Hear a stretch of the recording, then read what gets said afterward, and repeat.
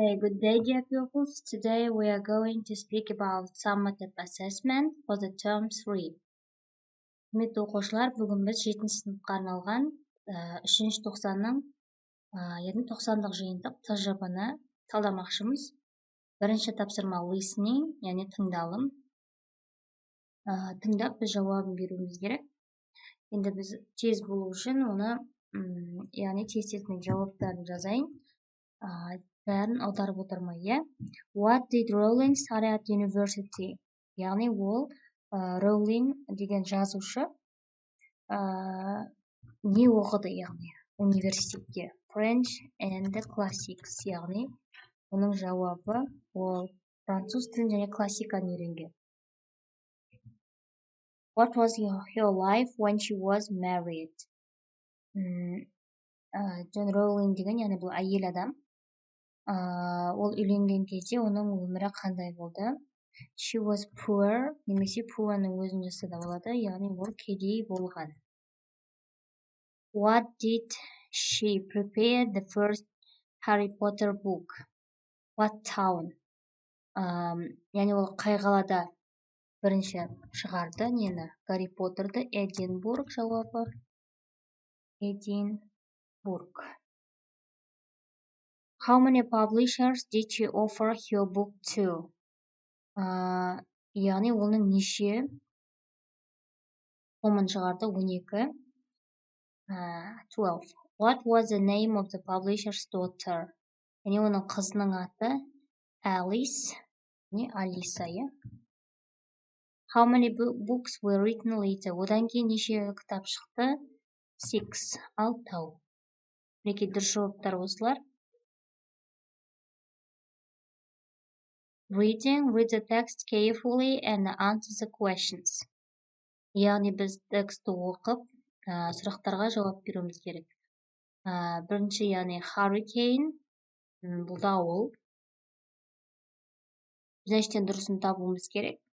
Бұның яғни дұрыс жауабы 39 mph дегеніміз, яғни бұл оның соғатын ең қатты жылдамдығы, иә? Яғни сол дауылдың жылдамдығы мінекей. Less than деп тұр.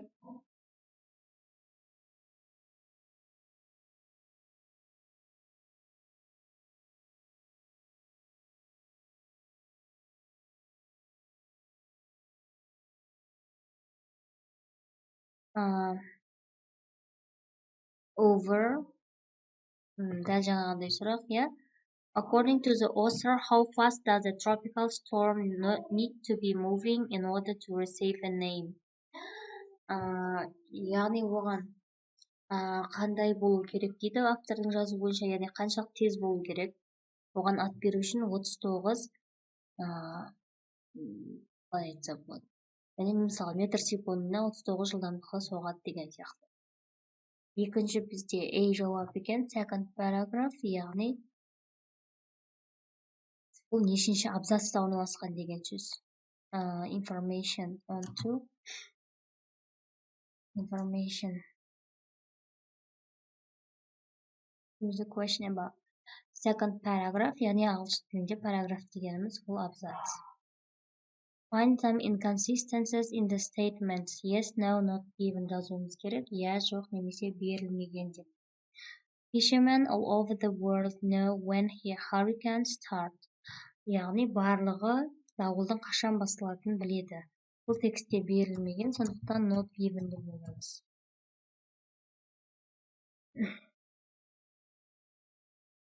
Келесі, hurricanes usually start in the steppe. Көбінесе ол далада басталады дейді. No, көбінесе керісінше сулы аймақтарда басталады. The best place to hide from hurricane is indoors. Ең жақсы тығылатын жер бұл ішке қарай тығылуы керек дейді.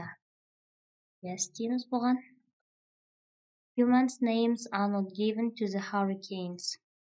Яғни адамның аттары берілмеген дауылдарға дейді. Жоқ, берілген десек. Яғни берілген десек, ол no дейміз. Writing енді ары қарай біз уже өзіміз жазуымыз керек. Look at the films below. Choose one of them to write a review about. Use linking words and connectors in sentences to make some coherent paragraphs. So can use prompts for your answer. Фильмдерге қара, біреуін таңдап, оған біз реклама жазуымыз керек. Яғни біреуге біз осыны көр деп рекомендация жазуымыз керек. Linking words, яғни бір-біріне жалғайтын сөздер немесе қыстырма сөздер қазақ тіліндегі, соларды пайдалануымыз керек. The Avengers, біріншісі Lion King, Ice Age. Осыны беріліп тұрған біз информацияны пайдаланамыз. Write the name, actors, genre. Write about acting, music, color, animation, special effects. Енді мен бұның біреуін көрсетейін. Мысалға Lion King'ді қарайық. Кезі 1994, яғни бұл бұның түсірілген уақыты, иә. Қашан? 1994 жыл. Animated epic musical film produced by Walt Disney Feature. Animation, яғни Walt Disney түсірген, иә. Бізге осындай информация ғана берілген екен, енді жазуға тырысайық. Write the name.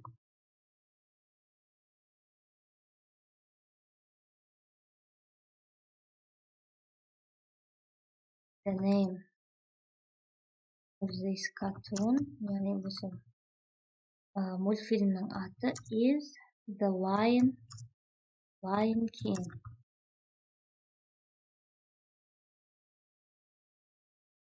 Actors. Немесе біз actors демей шығармыз, кейіпкерлер дейді. Өйткені бұл мультфильм, сондықтан characters, lion, monkey, and hyenas. Genre. Енді бұл қандай musical film деп тұр, epic musical film. It is epic musical film. Яғни бұл musicalға да жатады, себебі көп өлең бар ішінде. Мінекей бізге бірінші беріліп тұрғаны жаздық. Write about acting, music, color, animation, special effects. Write about acting. Жаңа қалған информацияны осы жерге жазайық.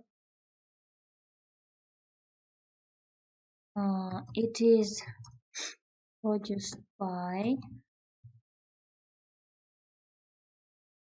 Walt Disney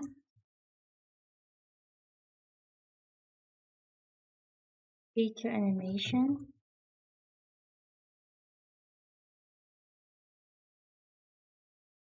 and released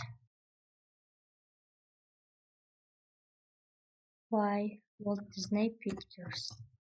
Беріліп тұрған информацияны қолдандық.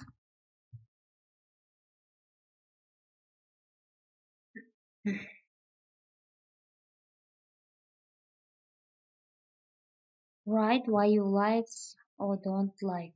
Неге ұнатамыз жазуымыз керек, әуелі беріліп тұрған өзек. I like this cartoon because it is so interesting. Себебі қызық деп жатырмыз. And және де жаңағы жақсы оқиғасы бар дейді. And with amazing story. Why recommend? I recommend you to see this cartoon. Осыны көр деп жатырмыз. Яғни біз көр деп жатырмыз. I recommend you to see this cartoon because It is good animated. Жақсы түсірілген. And great work of, яғни жақсы жұмысы менің. Яғни Walt Disney деп аяқтайық. Мінекей қысқаша осылай болды. Speaking. Енді келі speaking кетіп бара жатырмыз. You will be given a card which asks you to tell a short story about a particular situation. Яғни бір ситуацияға жауап беруіміз керек.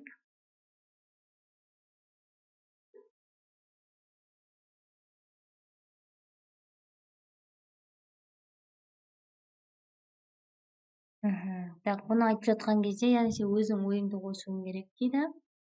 Біреуін көрейік. Romanian avalanche, яғни бұл қар көшкіні.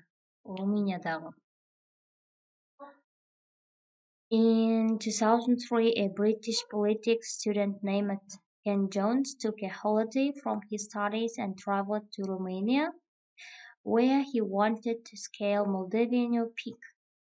He almost made it to the summit when the earth shook and a pair of avalanches dumped tons of snow on top of him, trapping him helpless on the mountain. He managed to walk 10 miles through the freezing cold over the next 3 days to a remote Transylvanian village where a local doctor saved his leg and his life. 2003 жылы Британия саясаттанушы студенті Кен Джонес өзінің оқуына демалыс алып, Румынияға саяхатқа барады. Ол жерде сол Молдавиян шыңына шықпақшы. Яғни ол сондай кезде барды, сол жақта қатты қар көшкіні болып, оның басына түсті қар, яғни. Сөйтіп ол тауда, яғни қозғалыссыз қалды. Содан кейін тағы да 3 күн жүріп, Трансилвания ауылына барды, яғни.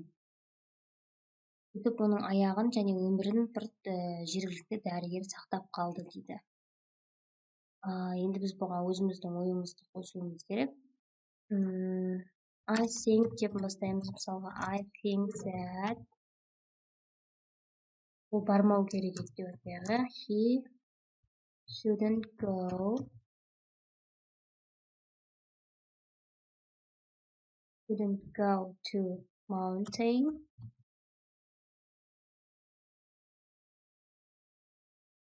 when there is an avalanche. Міне ол жақта қар көшкіні бар кезде бармау керек еді деп жатыр. Себебі бұл өміріне қауіп төндіреді. Because it is fearful.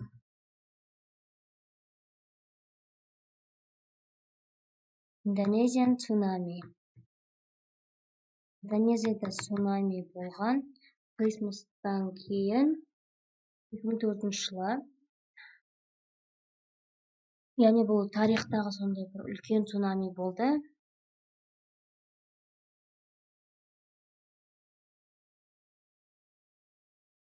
Оның ішінде мынау кішкентай бала туралы айтып жатыр, Мартунус деген.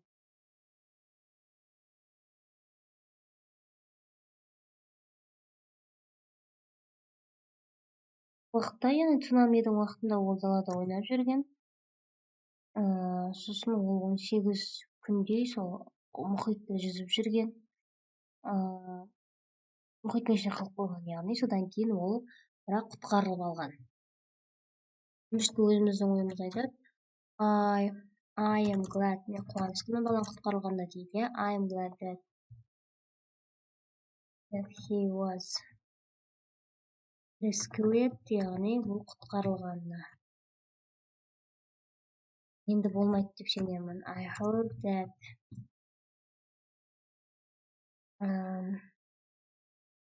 such situation, осындай оқиға, осындай жағдай Won't be in the future. Жақта болмайды деп үміттенемін.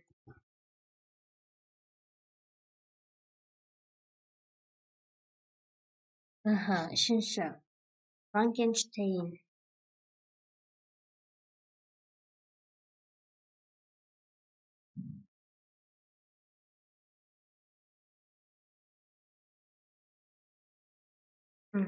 Так, Франкенштейн және оның досы Игор Страусман екеуі бір яғни не жазады? Новелла жазады. Адамдар туралы. Бірақ олардың эксперименттері дұрыс болмады. Мен өте қорқынышты болды. Жетіп досы біреу екіншісін құтқарып қалды дейді. Енді сондай шығарудан. Так, бұл жеткен не жазамыз? Енді біз I think деп бермейміз. To my mind деп қолдануға болады, яғни әртүрлі ғой, иә. To my mind it was яғни керегі жоқ деп айтайық, иә. It was wrong to share a novel vision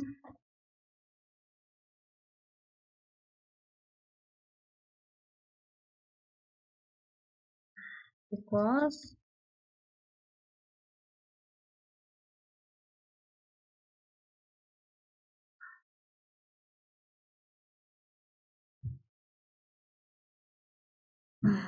яғни досынсыз деген without his friend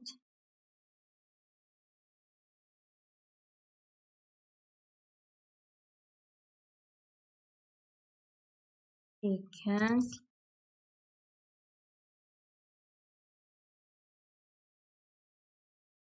run. Өте келе алмайтын еді. Lion King.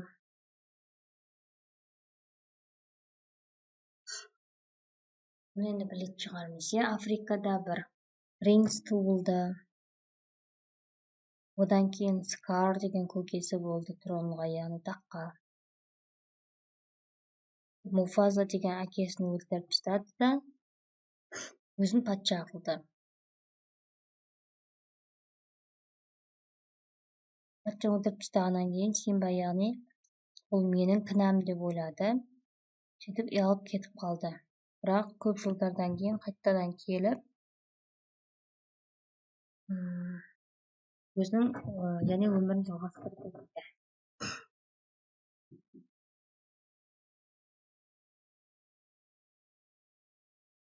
Так. I think that мен ойлаймын. Әркім өзінің орнында болу керек деп айтайық, иә. Every person should know their places in life.